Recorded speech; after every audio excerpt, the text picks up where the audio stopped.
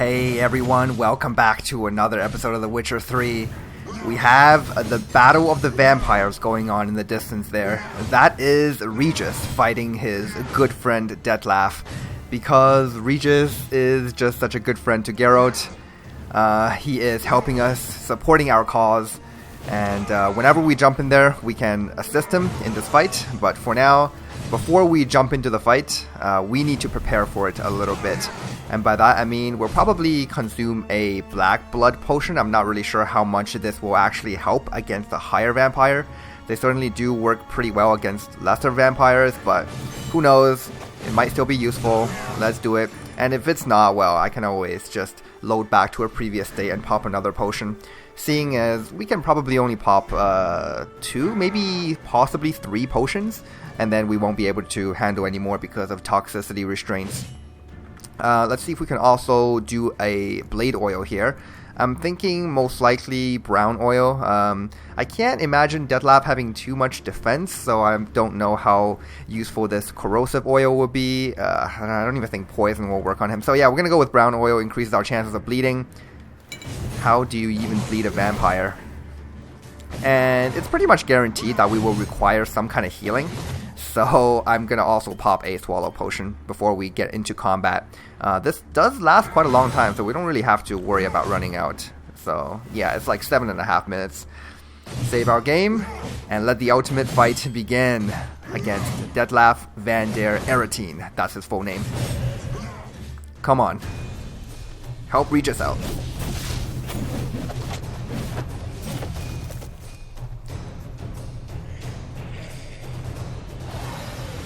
I'd have to imagine the two of them are very similar in terms of strength. It's only been a couple of years since Regis regenerated from being basically a puddle on the ground. So it is possible that he is much weaker. But as we can see here, he's hesitating in killing his friend. Ooh! And hesitation basically just gets you killed. I mean, higher vampires are technically immortal, but we have to remember they can become mortal if they are killed by one of their own kin. So yeah, Dettlaff.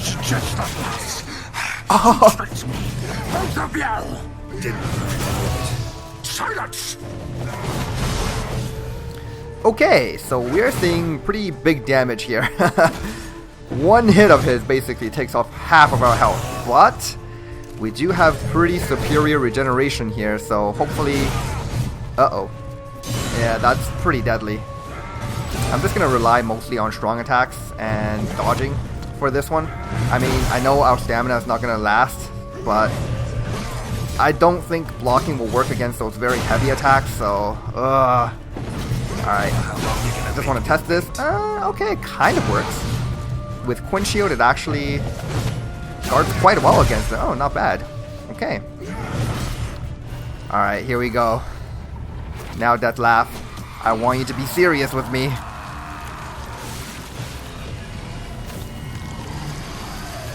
Oh, jeez, look at that. It just heals back to full health. Uh-oh. If you acknowledge any gods, start praying now. Okay, give me a second here. I gotta turn down the volume on my computer, it's pretty intense. I don't know if shooting bolts at it would actually work, but let's start by dodging this attack of his. Yeah. Alright, let's see. Does bolts work? Okay, I mean, 300 damage. Not great. Oh! Let's not do that again. Alright. Yeah, this attack I'm pretty sure in vanilla Witcher 3 at least is a one-shot no matter what you do. So it's pretty intense.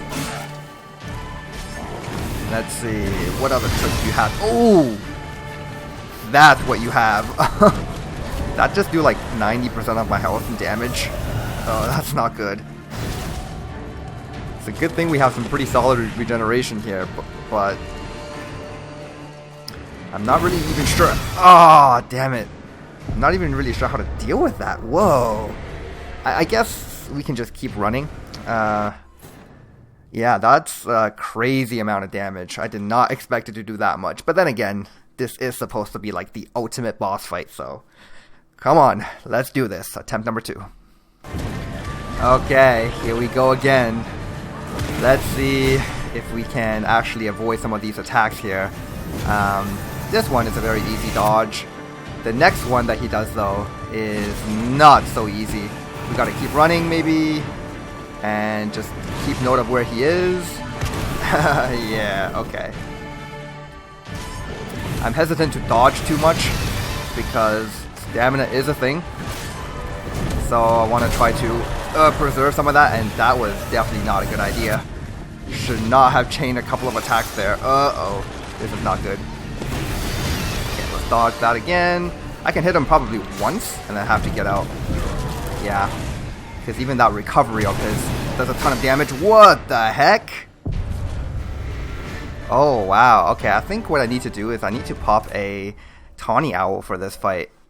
Stamina is really a big problem. I don't think bringing heavy armor into this fight was a good idea, because it seems like he does a ton of damage no matter what you do, so I should have just brought light armor, so that stamina is not such a big issue. You know, stamina hasn't been a problem with most fights in this game, but for this one in particular, where we need to dodge and run a lot during combat, yeah, it's definitely becoming an issue, so let me see if I can work with this. Alright, I got my Tawny Owl going there. What the heck? One shot? Alright, I was just careless there. Next try. Okay, let's not get one shot here, shall we? Come on, Dettlaff, give me a chance here. I'm just the Witcher. I'm nothing to you. You don't have to do this. Oh god. Here's our chance. Attack once. That's all we can do, really. Just attack once, because if I try to attack again, that counter attack will just annihilate me. So I've more or less gleaned what kind of patterns he goes for when he attacks. Maybe I can attack twice. I don't know. Get greedy? Yeah, okay. I can get slightly greedy there with 2 attacks. Oh, but that diving attack there, I was really lucky that somehow didn't hit. That's the one that one-shot me last time, so gotta be really careful. Uh-oh. Yeah, it seems like whatever puddles of, I think, blood that he leaves behind, it actually pulls me in. Damn. Yeah, that does so much damage. But my Quench Shield managed to block most of that there. Oh, man. Come on. Oh, shoot. Okay, I can probably only attack once here. Back off. Yeah, that's the way we do this. Got the pattern basically down, and now I just need to outlast him. Yeah, it doesn't look like he's really doing much else in this stage alone, but it is a very tedious process, it looks like. Where are ya? Oh, there he is. Oh, shoot. Okay. How does that not hit me? That totally makes contact. I mean, I'm not complaining, but it's just a little strange. Okay, one shield back up. Very useful in this fight.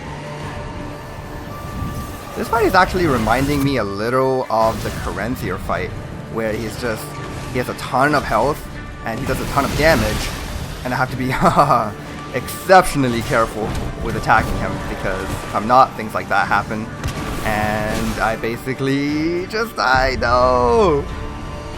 It's weird, because all the other times I'm not dodging, he's not hitting me. But that one time I tried to dodge, in Vanilla Witcher 3, that would have been perfectly safe, because that was within my invincibility frame of the dodge. But because there's no iframes in Enhanced Edition, yeah, that just killed me. It's just strange. When I don't dodge, I don't take the hit. But when I dodge, that was just bad timing on my part, yeah. Alright guys, we are on our whatever attempt this is. I've actually switched some things up. Instead of using Black Blood, which I know is not working, we're actually now using a Thunderbolt potion to increase our attack power. And instead of using a brown oil, we are now using a corrosive oil to maybe dig into that high armor of his. Looks like he has high armor anyway, I don't know. Maybe this will work out a little bit better for us, who knows. In any case, it can't work out worse, right? Because what we were using before was literally doing nothing. So, yeah, Dettlaff, you've met your match. Or, I should probably have said I've met my match with this Dettlaff fight because this is actually really hard. Yeah, sometimes his attacks just do a ton of damage, sometimes they don't do as much, but when they do a lot, it really bothers me because sometimes I just get one shot by them. Like this diving attack seems to be like the hardest one to dodge so far. He does one swoop and then he does a very quick follow-up swoop. Oh wow, okay, that was the worst one yet. And that was the absolute worst one yet. I knew I couldn't go for a second attack and yeah, I still got greedy. Okay, I mean this is really just a matter of being more consistent with his attacking patterns, and right now I'm not consistent enough. Eventually we'll get there, guys. I won't show off all my attempts, obviously, but yeah, there's that. And the second stage of his fight seems just to be those series of attacks, and as long as I can be more consistent and not just die in the middle, we should be fine, and we should be able to move on to the third stage. Yes, there is a third stage. Okay. Moving on to our next attempt. Let's see if we can fare a bit better this time. Alright. Dodge. Come on. Run, Geralt. Okay. One of the ways I can dodge this diving attack, by the way, well, not dodge, but to prevent myself from getting hit, is actually to just arch him out of the sky. Kind of like a griffin, and then we can get some solid hits off of that before he retaliates. So that's pretty good. That actually eliminates one of the harder hitting moves that he has if I didn't just get hit there like an idiot. Well, at least we can be a bit more consistent with this fight now, as long as we save up some Vigor for Ard. I totally didn't mean to get trapped in there. I forgot that that little pool of blood was in the corner. No.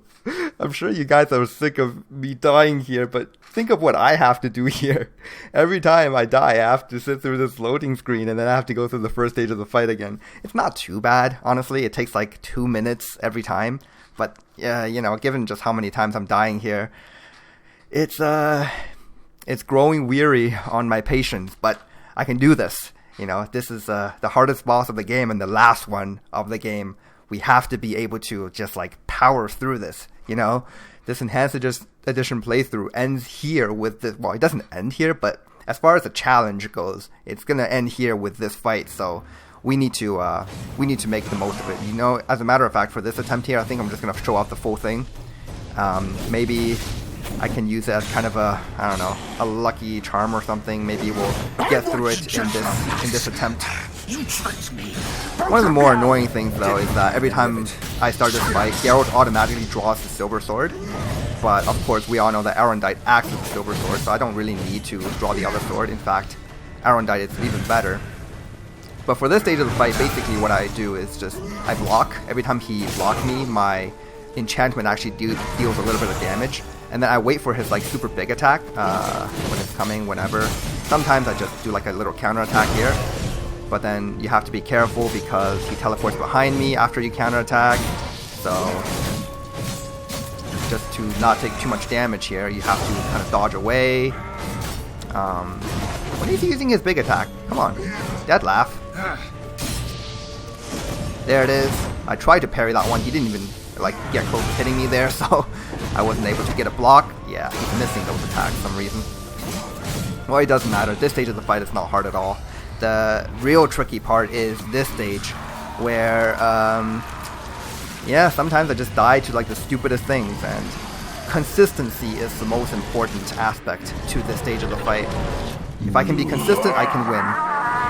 Alright, so he's gonna dive down at me, 2 dives. On the second one, you Ard. You get a couple of really good attacks here. Okay, so it looks like my silver weapon is still doing more damage than my Eretein for some reason. Like, Eretein is supposed to act as a silver weapon, but, it's a little weird. I guess we'll just stick with it. It's fine. It doesn't even do more damage all the time. It's just kind of inconsistent. Whatever. We'll just use our actual weapon here. Alright. Dodge that. That's easy enough. This is also easy enough to dodge. Let's just do one attack. I don't want to get too greedy here. Yeah, most of the times I can squeeze in a second one, but again, don't want to be too greedy. Alright. Get out of here. Maybe switch back to my silver bolts just to give him a couple of shots while he's recovering. Yeah, 600 damage is not bad. Okay, come on. One. And then just give him a couple of shots. Whew. Yeah, and also I like to keep up my Quen shield. Just in case, you know. Okay, can probably get 3 good hits off here. Yep, and then just back off.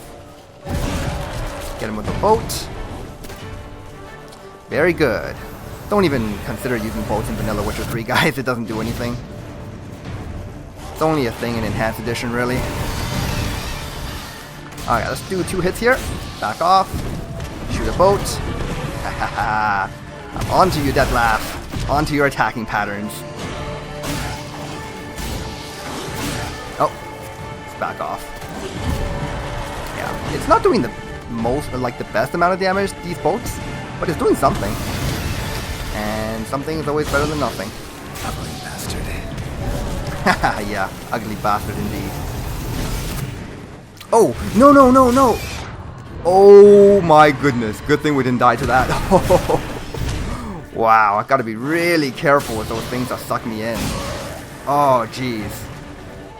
How lucky am I that I didn't die there? Incredibly lucky. Oh, shoot! Just talking about trying to avoid those things. Yep. Okay. So the great thing about our build right now is that we don't even actually need a full bar of Vigor in order to cast a sign. We have an ability that lets us bypass the Vigor limit as long as we have enough stamina. But the thing is, our sign intensity is drastically reduced if we do it like that. And another great thing about our build right now is that we have really good passive regeneration. So it only takes about a minute or so, and then we can heal back up to pretty much full health from being very injured. So it is working well. He's down by about half. You know, it's Dettlaff. Alright, 4 good hits, and here we go, onto the 3rd stage. Oh yeah, chop off those wings.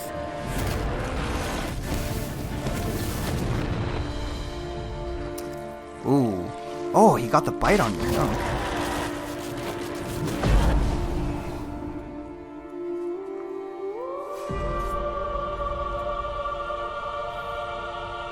Come on, Geralt. We can muster our strength to get through this. I know this is a creepy vampire, but we are the best Witcher in the world. As far as I'm concerned, we're the only Witcher in the world. Vesemir is dead. Haskell and Lambert, well, I don't know what they're doing. Do you think that will stop me? Prepare to die, Witcher! Oh, jeez, okay. Man, he looks so creepy. Come on, Alright. This stage of the fight, I don't think he has any more one-shots, but he does have some tricks up his sleeve, I guess. Try to kill these big bubbles of whatever. Oh, man. Okay. Maybe if I... Oh, why am I glowing so epically here? Is that my armor? Yeah, I think that's my armor ability. Okay, I'm gonna put kind of Eretein there. I don't know, I'm hoping for some passive damage. I don't think that's actually happening, so let's just attack it, whatever. You know what? Why don't we try a bomb? Maybe a bomb can do some damage. Let's go. Yeah. I don't think it did much. Kind of have to rely on our attacks. There we go. That's one of them dead. Let's move on to the other one. I don't really think the Eretein trap was doing anything, so I'm just gonna forget about it. You guys think a a Moondust Bomb will... Oh no, I don't even have Moondust Bombs equipped! Damn! just think if a Moondust Bomb would work on a higher vampire. I know it works very well on Alps and stuff, but higher vampires, I don't know. Okay. Right now he's definitely not doing that much damage though, which is giving me a bit more confidence, I gotta say. I am terrible when I have to work under pressure, so this is okay. Okay. There we go. I killed off all of those things. Oh no, there's one more. Why does he have so much health? Seriously. Oh, no, I don't want to get too careless here. I know he's not doing a ton of damage, but still doing something. Come on. Oh, I'm not even using the right weapon, am I? Switch over, Arendite. Okay.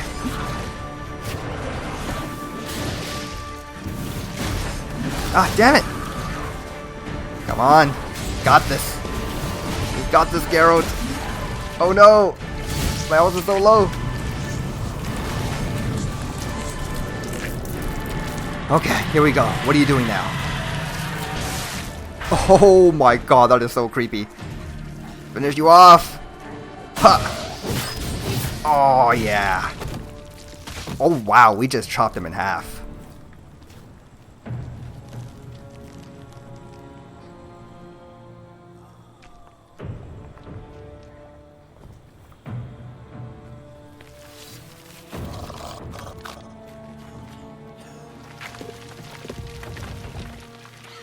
You okay, Regis? Better be okay. He's our best friend in the world right now.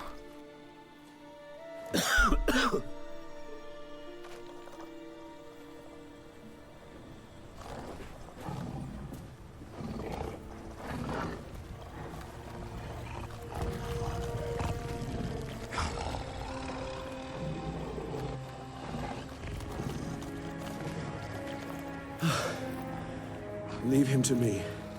Be gone. I can't let... I insist. Yeah, when Regis is using that tone of voice, we better back off.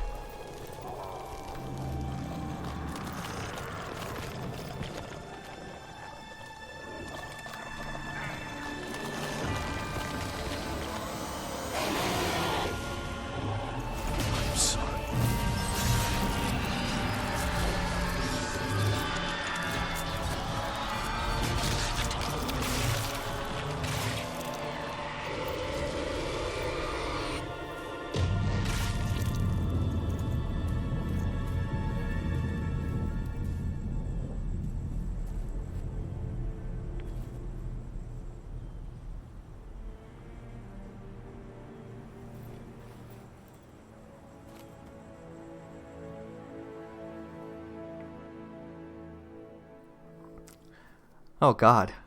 Can't lie, guys. I teared up a little bit. Damn. Seeing Regis having to kill his best friend like that. I mean, I guess it's his second best friend.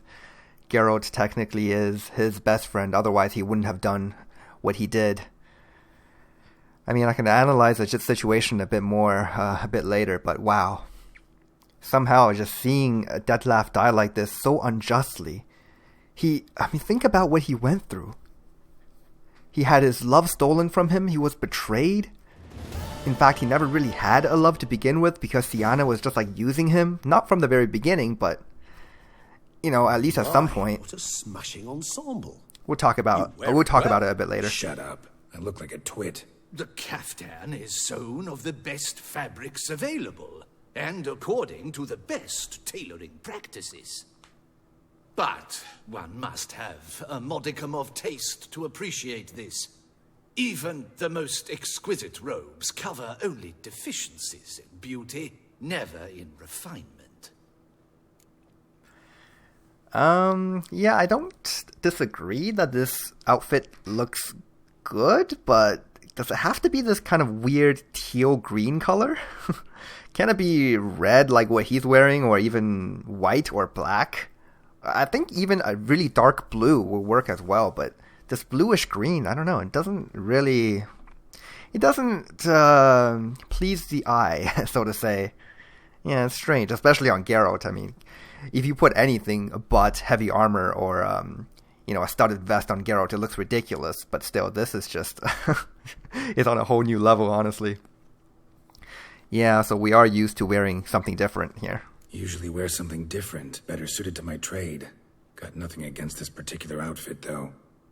Just don't exactly feel comfortable in it. And I despise formal occasions. Nothing one can't get accustomed to. Now, be so kind as to stand still. All that being as it may, Toussaint's highest honor, the Order of Vitis Vinifera, demands appropriate attire. The Duchess cannot be expected to drape the medal on a suit of armor caked in mud. Palace protocol places enormous emphasis on form, virtuous tradition, etiquette. Huh. A tradition which values appearances ahead of all else. Which calls for lordly, glistening triviality and misplaced generosity. Regis with his big words, lordly, glistening triviality and misplaced generosity. In other words, it's mundane and ingenuine. Yeah. Sound wistful. Pensive, Regis. That because they refused to buy you a new outfit? Hardly. It's the tone I ever adopt when I find myself pondering, which, believe it or not, happens quite a lot. Besides, I've no need for a new outfit as I shall not be attending the ceremony. Why not? Because unlike you, I don't have to. I shall begin to pack my belongings instead. I trust you'll join me later, once you're richer by a medal and a fascinating new experience. Count on it. Huh. There's actually kind of a tone of indignation in Regis's voice, as if he's been wronged in some way. Okay, don't get me wrong. He's definitely been wronged in almost every single way here, right? He is the most reasonable person that we have ever had the pleasure of meeting, right? It's just, he never loses his cool. He is very loyal to his friends, Dettlaff excluded. And he is a powerful higher vampire to boot. I mean, what is there not to love about him, right? So he has a right to be kind of angry with us at this point because he was just forced to kill one of his best friends. And for what reason, really? Dettlaff, he again, I'll talk about this later, but for now we'll talk about Regis. He has every reason to be upset, and as he said, he's pondering the situation. And we can see right now, as a matter of fact, that he's just really lost in thought. And yeah, I suppose we'll catch up to him later. Ceremonies, medals honoring virtues, just keeps coming up. I've had no reprieve either. And I keep thinking of the last great virtue, compassion. It's the one piece of the puzzle that never seemed to fit. Mean you suddenly believe the 5 virtues theory, after all we've revealed? It's not a question of belief, superstition, or old wives' tales. It's a conclusion derived through exercising pure logic. Syanna planned everything in advance. Had we not stopped her, surely there'd have been a 5th victim. One the gossips would have associated with a lack of compassion. Her plans don't matter now. Can't act on them. Ask the messenger who delivered my invitation to the ceremony. Syanna's in the palace. Courtiers pressured the Duchess to lock her in a tower. Do you care not a whit who else was in her black book? We've some time before the ceremony. We could still chat with that boot-cleaning urchin. He was the one to pass the victims' names to Dettlaff. Perhaps we missed something. That boot-cleaning urchin, yes. Our buddy, the sassy little boot black. Oh, man. I shudder just in the thought of having to meet him again. He is way too smart for his own good. This little kid, he looks like he's not even 9-10 years old, and he's already... he has already basically scammed us of 500 crowns. That is just, he's way too smart for a kid. He's actually way too smart even for an adult, honestly. If you look at his use of vocabulary and how he speaks, yeah, he knows how to get into your head. Regis, Bootblack didn't say anything about making deliveries when we talked to him. How do you know he handled the letters? While you basked in glory and tried on new formal wear, I conducted a little investigation of my own. You'd be very proud to see how I conducted myself. I began by concocting an ample supply of boot wash for our enterprising young friend. I'd observed that among street folk, amidst their society as a whole, reciprocity takes precedence over all other codes, and thus no good deed goes unrewarded. Of course, the same holds true for malicious or destructive deeds. The letters, what's the connection? When the bootblack arrived to collect his bucketful, he hinted he knew more. Simply put, we'd failed to ask the proper questions when we chatted earlier. It took a bit more tongue-loosening, but ultimately he spoke. He admitted he'd handed Dettlaff the letters. He knew this information was valuable to me. In providing it, he was simply repaying me. Yeah, I mean, think about it. Regis, this 400-year-old vampire who is intelligent beyond belief, and on the other side, a 10-year-old little kid who shines people's boots. If they can be toe to toe in kind of is that the expression? I don't know. If they can, have an intelligent conversation with each other and then still hold their own, the kid in particular, that's pretty impressive, right? He's a valuable little guy to maybe recruit onto our side. All right, so we got a couple of options here. What can we do? Need to talk to the bootblack. Not bad. Meet you there. Oh, yeah, we can do that one. And no need to investigate further. No, this is something we definitely need to investigate further. So, tell you what, Regis, I'll meet you there. Could be worth checking with the bootblack again. Meet you by a stand. Fine. I shall await you there. Shoot the breeze with the charming lad to pass the time. The bootblack? In the lower city? Intend to soil my masterpiece in the city's gutters? Promise to be careful. Yeah, we may have to return this outfit later once we're done with it. But I guess we'll wear it for now. Okay. Wow. Let's head outside. The atmosphere in there is a little gloomy. Yeah, I said I was gonna go over some of the aspects of Dettlaff and what he did right, what he did wrong, and why he ultimately fell in the end. I mean, I think for the most part, everyone knows why he had to die.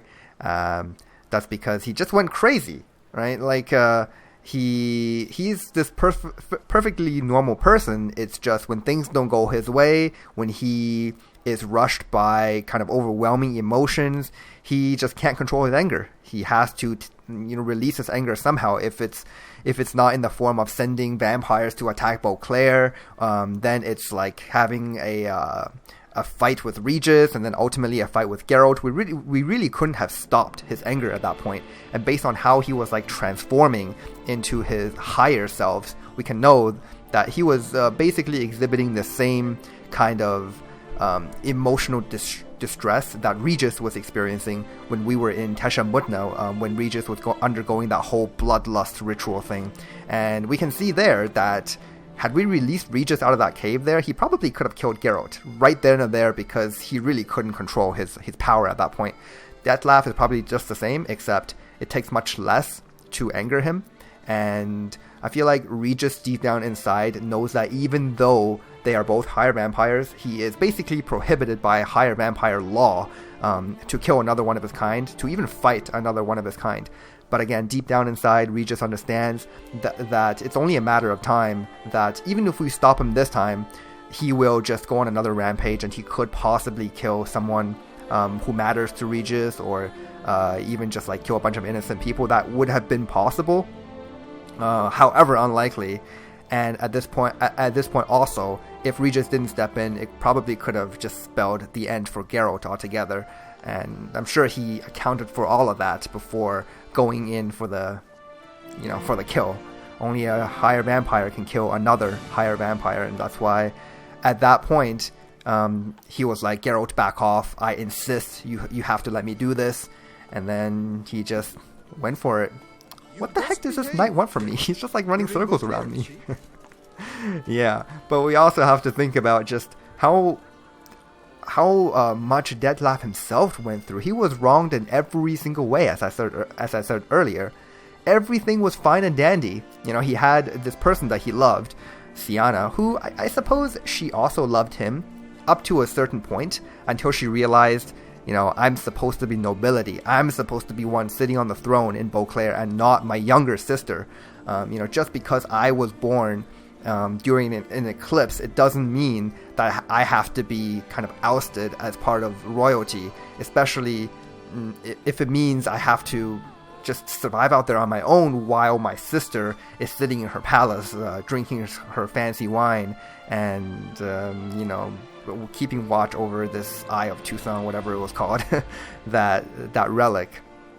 But in Sienna's point of view, her goals in ultimately trying to take back what once belonged to her was more important than actually being in a relationship with this vampire dude, right? And then she saw this like perfect opportunity to use him because a higher vampire can just do so many things that other people cannot do. For example, just kill people without being detected or without any real consequences. As a vampire, you can just like kill someone and just get out of there, right? And, like, that's what happened to the 4 knights that were on the list for Sienna. I don't want to get too analytical here, but I don't really want to progress with the quest right now. I just feel like that fight, I spent quite a bit longer than what I've shown on screen. I probably tried, I would say 4 or 5 times off screen. So I didn't like spend too much longer, but that fight kind of just winded me. Now I feel like I have to just relax a little bit and just talk about the plot and the situation. So again, Sienna saw this perfect opportunity to use this vampire by first betraying his love. I mean, she is kind of a cold-hearted person, isn't she? Like, when you think about it. She was allegedly in love with him, but then all of a sudden the next day it's like, it's time to use this guy to get back at my enemies.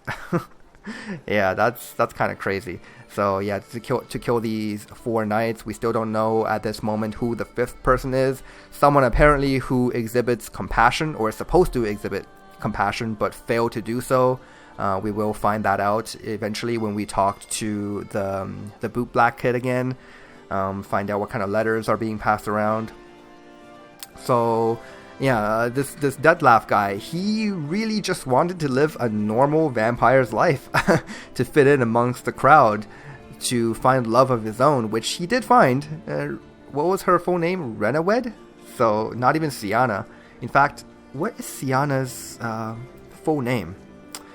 I don't really remember. I mean, Anna Rietta is Anna Henrietta's kind of nickname, or maybe possibly even her real name. But I'm pretty sure it's just a kind of a portmanteau of her first name and last name. So Anna Rietta. Sienna also had something like that. So I think it was Sylvia Anna. That was her full name. But Dettlaff had this relationship with this girl, Renawed, who he didn't even know was using him for a very long time. So he was so oblivious that he got himself into a situation where he was just being blackmailed into killing people. Now, of course, these knights that he was killing, they were of no consequence to him. He doesn't care whether they live or they die. It's a complete moot thing for a vampire. They can just like swipe their pinky across the air and kill a whole city. This is how powerful higher vampires can be. But still, even though killing these knights wasn't really of much consequence for him, he just did not like being used. And to be fair, no one would have liked to be used in that situation, especially by the person that you love, or used to love in this case. And he was just angry. He was riled up in the moment. I'm sure if given a couple more days to think about his actions and think about how to move on, he could have just moved on. In fact, we could have gone down a path in this game where we didn't have to kill him. For example, I mean, it would not have been possible for this particular playthrough, for the path that we chose, because we did get that ribbon for Sienna, which means we were able to rescue her in the end. But say we didn't get that ribbon and we didn't create this kind of checkpoint inside the Land of Fables, then Sienna would have died there. He would, Dettlaff would have gotten his justice. He would have killed her without mercy, and after we kill her, we're probably going to experience that at another point of this playthrough. I want to go back and play the other path. You know, the one path leads into the Fableland, and then had we gone to Oriana, we could have taken the path where we go see the Unseen Elder, which is also an incredible little quest chain that we could have taken on. But we decided for this canon playthrough to not do that, because I want to go for the good ending. If we go the other route, we can see something completely different, and that would have actually delivered justice for Dettlaff, which honestly I don't think is that bad. At the end of the day, Sienna is the one who wronged. It is possible for us to convince her what she did was wrong, to have her kind of repent for what she did, but she can repent all day long. Dettlaff is still going to stay dead. This, I guess you can say, quote-unquote innocent vampire, right? If you overlook all the people he's killed. But he wouldn't have even killed those people if it wasn't for Sienna in the first place. So, I mean, technically, he is kind of innocent. And too bad there is no path in this game where you can kind of like not have to fight Dettlaff, and Sienna and Anna get to enjoy their lives together afterwards, you know, because the only way for Dettlaff to live is for Sienna to die. So it's one way or the other. In the words of a Witcher, it's choosing one evil or another, right? And in Geralt's case, he likes to say that if he had to choose between one evil or another, he'd rather not choose at all. He didn't really say that in the context of anything, like in an overarching general context.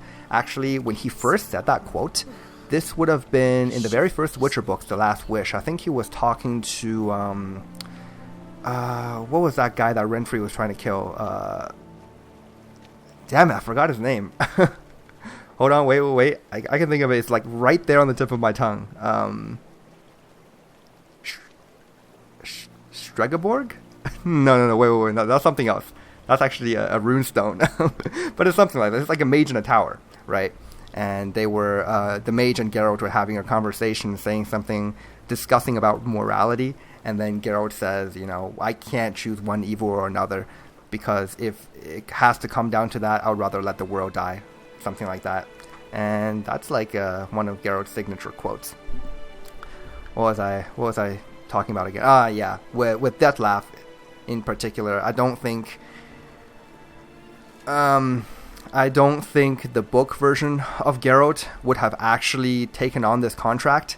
I mean, we already know that with Geralt and Regis, they started on a very rocky relationship. I mean, Geralt is a monster killer, a monster exterminator, as he likes to call himself sometimes. And Regis is technically a monster. It was very hard for them to get along at first. It wasn't until Regis saved Geralt's life from being executed by this Temerian nobleman that he began to kind of almost trust him. Okay, to be fair, Geralt had kind of like a bad relationship with everyone in the books. He didn't trust Cahir at first until they got to fight together. He didn't even like Milva, this woman who was helping him, right? And the only real person he showed some kind of affection to was Zoltan, and that's because Zoltan is just such a lovable character. I know I'm going way off topic here, but sorry. For those of you who want to listen, then yeah, but for those of you who don't, I mean, I'm pretty sure at this point you would have stopped the episode, so whatever. Yeah, so at first, Geralt and Regis did not start with a good relationship. They hated each other. It was mainly Geralt hating Regis and not trusting him, but eventually he came around and came to respecting Regis, as we see here in The Witcher 3. Even though Regis is a vampire, someone to be feared, Geralt understands that this guy will never hurt a soul unless he had to. And I think given enough time, if Geralt and Dettlaff ever got to develop their relationship a bit more, then they would have become possibly buddies, were they not kind of fighting on completely opposite sides. That's my analysis of the situation, but in the end, we work for the Duchess. We had to fulfill a contract, And also, in that fight against Dettlaff, we didn't really have much of a choice in avoiding it anyway, so in the end, that's just how it happened. Can't really help it. It would have been great if we could have kept Dettlaff alive and also kept Sienna alive, but the game has to make us choose one evil over the other.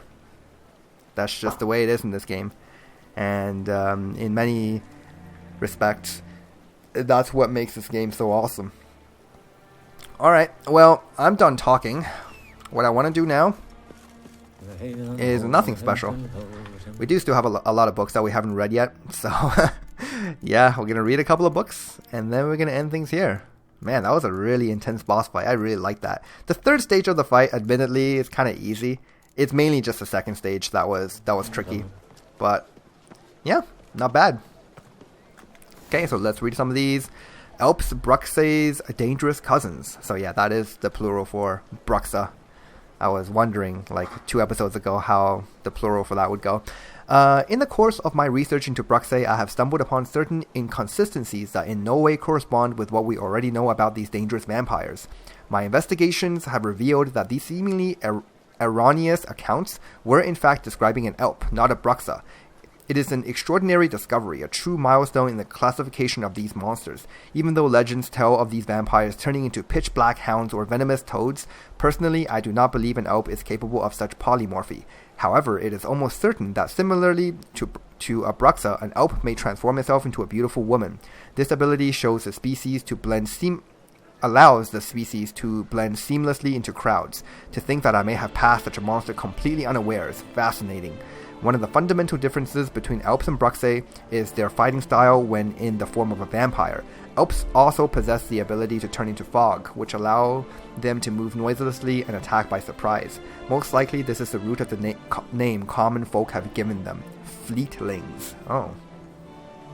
He didn't really go over the differences between the 2 different species, but yeah, he's right. Alps are definitely more dangerous. When they fight, they can be very tricky in close quarters combat, so, I mean, yeah, we fought a couple of those before, we know how that is. Forgotten species, the Proto Flutter. If you take a flutter and magnify all its most primitive traits, you will get a Proto Flutter. This beast, the flutter's distant ancestor, arrived here from a parallel sphere centuries past, yet unlike the flutter has remained untouched by any post-conjunction evolutionary processes. In our time, proto-flutters are extremely rare, the more suitably adapted flutters having taken over their niche in our biosphere. Proto-flutters are thus lesser vampires. Their massive wide jaws constitute their main weapons, their sharp claws coming in a close second. Similarly to their more developed cousins, proto-flutters rely on their instincts rather than intelligence and are quite sensitive to the scent of blood. All the usual means of fighting vampires such as vampire oil, black blood, and silver weapons apply to them as well. Yeah, that makes sense. I don't think we actually fought a proto-flutter yet. I'm sure we'll come across one in our journeys. On sound waves, bats and shale mars. Few know that sound is in fact not just a noise, but a wave, just like the waves of a sea striking against the shore, and just like them, sound waves strike everything in their path, which causes them to break. This particular property of sound is used by some species of animals and monsters as they carry out a kind of terrain mapping using their sense of hearing. Bats, which produce specific sound to conduct echolocation based on how the sound's waves bounce off potential obstacles, make for a good example of this. Curiously, shale mars, mighty though completely blind monsters, have developed a similar mechanism. They are able to locate their opponents by sensing the vibration of even the faintest sound wave. Alright.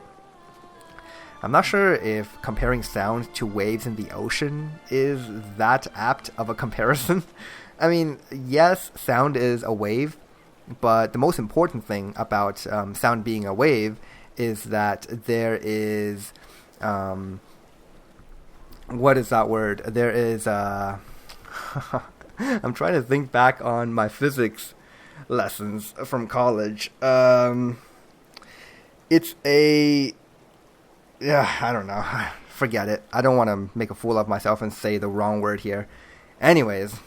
Those are the books. We still have a couple more, but then again, we still have much more to do here in the Blood and Wine DLC. So, That's great. Just gonna maybe walk my way a little bit down here towards the boot black.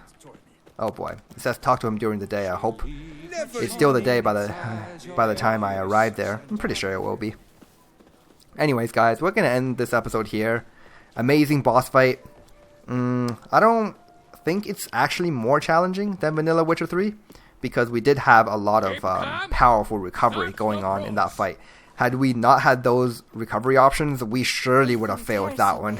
It would have taken me so much longer, but in the end, we managed it, and it was all dandy. Okay, well, thanks for watching this time, guys. Hope you enjoyed. I'll see you in the next one. 1, 2.